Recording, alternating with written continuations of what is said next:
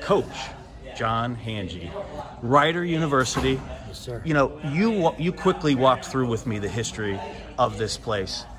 My takeaway is that champions can be made here. Division I champions can be made here at this program. Absolutely. We take kids from their freshman year, develop relationships, and that's what everything's built on at our place. And by their sophomore, junior years, they're starting to believe and have confidence, and then they become one of the best kids in the country. And if they just buy in, then the sky's the limit. They can be just as good as anywhere else they go in the country. There's no better example than what happened last year. 100%.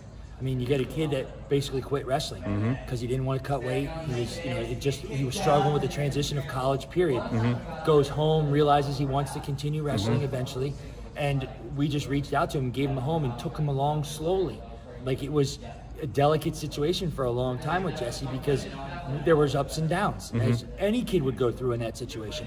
But he knew that we believed in him, he trusted us, and when you have that kind of relationship with a kid, and the fact that the kid could wrestle was an understatement, you know, so him and Nick just forged this relationship, and then I would oversee it with Coach Taylor, all that stuff, and the next thing you know, he's better than almost anybody in the entire country. So again, you got a couple transfers now. It's not that that's exactly how you build the program, but again, where I sit, what I see just by being here for an hour, is that you, and you said it, you bring them along slowly, but you're providing a home. You're providing a family for some of these guys that maybe we're gonna, go off to the Big Ten, or they were gonna do this or do that, and then they come here. To me, that's the disconnect. Every kid wants to wrestle in the Big Ten as a kid. It's a dream, you know what I mean? And the reality is there's only 10 kids that wrestle at those schools every day that there's a match. And there's a million kids that want to go there, and it's a disconnect in the sense that the personal attention is what they miss out on because they come from high schools that they're the big fish in a little sea. They go to a Big Ten school, and all of a sudden they're just one of the guys, and they're not used to that. Now, some of them obviously develop and grow into more, but some of them can never rekindle that same thing that they had in high school. But we can provide that, so if they're ever, a chance, like fortunately Quinn and Jesse and Jake and stuff like that are looking, and when you have a success story like Jesse, it gives kids like that, hey, closer to home, smaller environment, I could be the big fish again, I get that personal attention a little bit more. It's a win-win for everybody. They're closer to their family, so maybe their circle is really more intact, and that's important. So it works, and the kids, if the kids want it to happen, we can provide it, and it seems to work. So you said the circle. Let's talk about that circle. 80% of your roster is from Jersey, right? You do reach out to PA. You got those. You do. You're down in Delaware. You're up in New York. Yep. That circle is prevalent here on this roster. It is. Obviously a ton of talent in this state and in the surrounding areas. You can't go wrong. You get a Jersey state champ or second or third. I mean, I don't know how many states out there have one state champ, but Jersey may hold the crown for the toughest single state champ in the country. Yeah, for sure. The talent, the clubs, the passion for the sport in this state is off the charts. So you get a second or a third place finisher. Those kids are good. You get a fourth place. Those kids are good. A two-time or a three-time placer. You're getting a kid that knows what he's doing. Then you put him in our environment that's built on relationships. Then they start to blossom, and they're like, man, I was good, but I wasn't. I could have been a lot better, maybe. So, and most of them know each other because of the circle of New Jersey. So and from top to bottom. Now, we do better in South Jersey. Okay. Rutgers does better in North Jersey. Okay. It's just the nature of the schools.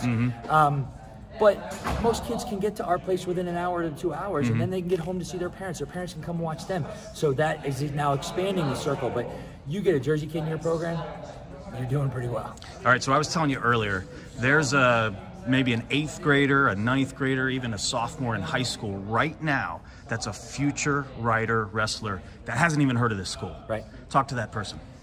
Small classes, personal attention, professors every day in the classroom, meeting with you, talking with you, personal attention in here. And it's like I said, we're forged on relationships. I can't emphasize that enough. I learned that from my mentor, Coach Taylor, who I spent 17 years under as an assistant coach, but also as a recruit, as a student athlete, and as a GA. And it's about relationships at small schools. And what we provide for those kids that don't know about us is it's close to home. It's a private school education. You're going to wrestle Penn State's, Rutgers, Purdue's, Minnesota's, Virginia's, Iowa State's. You're going to wrestle those You're not guys. backing down from any of those. No, because you have to beat them anyway at the NCAAs in order to be an All-American. So we're going to get you those pockets. Now, yes, we have to wrestle our conference, which is very competitive, but it's not the Big Five, or the Power Five, excuse me. But it gets you ready. And I think the fact that you can get everything you need education-wise, and you get everything you need wrestling-wise at a mid-major, we'll call it, and you get the chance to be the big guy at the lineup instead of waiting behind 4 guys at a Big Ten school. You get to show what you get to, offer to college wrestling. Yeah, and obviously, again, you show what you can do here in this room from evidence last year. 17 years as an assistant coach. Alma mater. What, 4 or 5 years now as the head coach, right? Yep, this is my 5th year. Is this your dream job? 100%. 100%. I would not go anywhere. And of course, unless the wife said, we're leaving soon, we're going somewhere else. She's not doing that. She's a South Jersey girl. Yeah. So she's very content where we are. We're very happy where we are. Our kids are growing up in a great spot. This is my dream job. So I left the head coaching job at Bucknell to come back here to learn more under Coach Taylor. And I told him when I came back, I don't care when you retire. I'll stick around as long as you want, but I want to make sure that I'm kind of putting myself in position to be that guy when you do decide to. And fortunately, Gary, promoted me as far as to the administration, and the administration believed that I could do the job after Gary had left. And thankfully, they gave me the opportunity. But this is my dream job, absolutely. And you've got an assistant here that's been here 10 years, right? Nick is like a younger brother to me. And from day one, when we recruited him 10 years ago, my friend Adam Darengowski, who was an All-American for us, we picked him up at the airport together and took him out to dinner, or breakfast, excuse me. From day one, we picked him up. We hit it off like we had been friends for a decade. And him and my family, his family were so tight. And I couldn't ask for a better kid to be in the program. And I'm grooming him like Coach Taylor groomed me, because I hold this program in such high regard that I want to make sure that the next guy that's after me, whenever that is has the same passion, even though he's not an alum. He has the exact same passion for this place and the kids. And to me, that's everything, because that's what I was taught for all those years. And that's how this place works, and he knows it as well as anybody right now. You've got a system put in place. You've got an area, geographical area that you can recruit from. Obviously, you're going out of that area to get talent. This is a Division I wrestling school with so much to offer everybody. You've seen success at Princeton, that's down the street. Rutgers, that's down not too far. And you have that ability, and you have that, program at that level, and to grow from there. So what do you see the next 3 to 5 years happening here at Rider? I see a lot of good things happening, because right now the current roster we have, I have 80% of that roster in my starting lineup for the next 3 years. Young team, you said? Yes. Talented too. Very accomplished out of high school. And very driven, very much blue collar at work ethic. But 80% of my potential starting lineup right now is together for 3 years moving forward. Now I'm redshirting Ethan, who's my best kid in the program. It hurts you, but it also helps you, because David is ready to step in, and he's learning under his big brother, Ethan, every day. And then he gets to, swap red shirts and stuff like that. So it's only best for everybody in that situation. But to have 80% of those guys that are all driven and all hungry and all successful and all working hard, who knows? I mean, the fact that all those kids were in the room last year when they saw Jesse train and do what he did makes them believe that they can do it too. So that is contagious at a really high level. And the room, you saw it today. It's high energy. It's very productive. It's a great room for a small school. I mean, it's very hard to find. I saw a couple lifts. I saw a couple slams. And you guys were just doing drills today. We were just play fighting. We were just scrapping today. Yeah. All right. So let me talk a little bit about campus life. You mentioned no football team. Nope. Every other sport, every sport here is Division I. Wrestling is held in high regard here, right?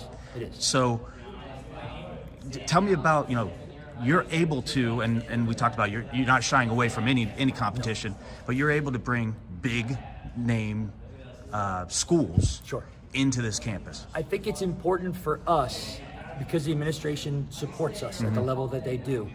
we owe it to them to be as competitive as we can with all those schools, all 77, all 78, and now that, you know, Morgan State's being added back. Yeah, yeah. All 78 at whatever levels, you know, and to bring them in and to try to drive revenue into the institution, into the athletic department, because our president, who's an awesome guy, says that athletics is the front porch of any institution. So that gives me the charge of saying, okay, we have to have our kids have high character. They got to compete hard. They got to do the right things in the classroom. And we got to bring in teams that are going to help promote this institution. Jesse D did an awesome job. How many people raved about that interview he did at the NCAA? Right. About that Binghamton situation, you know, just fell out of love with wrestling, things like that. People rave about that, you know, because it's real life and it's real world nowadays, you know, but it's really important to us that we do the right things for the university, because they afford us the opportunity to provide a wrestling program for the kids involved. You know what I mean? We treat it like a privilege all the time. And I think the fact that we can do that, I think it's a little bit like a wrestling thing, because there's only 78 and there's a very good relationship amongst the big schools and the small schools, and they come out, like Penn State coming out.